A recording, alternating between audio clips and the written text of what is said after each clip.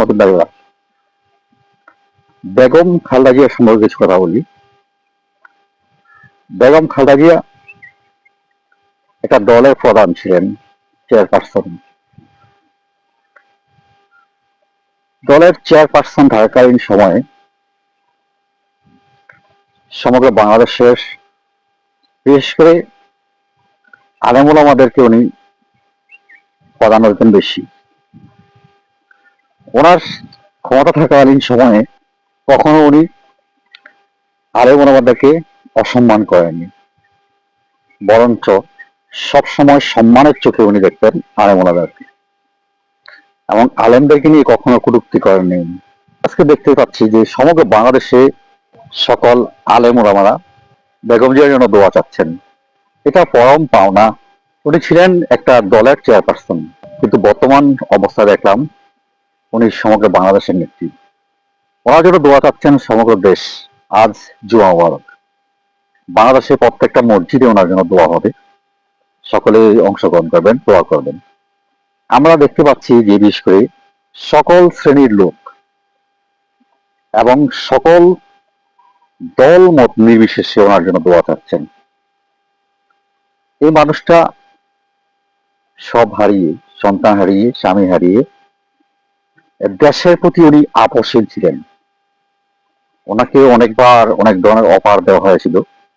উনি যদি সকল অফার মানতেন তাহলে সোনার চামচ মুখে দিয়ে চলতে পারতেন এবং পৃথিবীর সবচাইতে সুখী এবং বিলাসিতা জীবন যাপন করতে পারতেন। কিন্তু দুঃখের বিষয় উনি কখনো দেশের জন্য আপনার আপোষ করেননি কোনো দিক দিয়ে।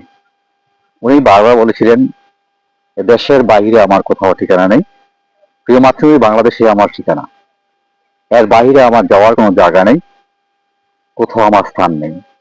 এই কথাটা যে কতটা মূল্যবান সেটা আজকে বুঝতে পারছি। সমগ্র বাংলাদেশের সকল শ্রেণীর মানুষ, সকল ধর্মের মানুষ বেগম জিয়ার জন্য দোয়া চাচ্ছেন। বিশ্বের বিভিন্ন জায়গাতেও আমরা দেখতে পাচ্ছি বেগম জিয়ার জন্য দোয়া চাচ্ছেন। আল্লাহ পাক যাতে ওনাকে পরিপূর্ণ সুস্থতা দান করেন।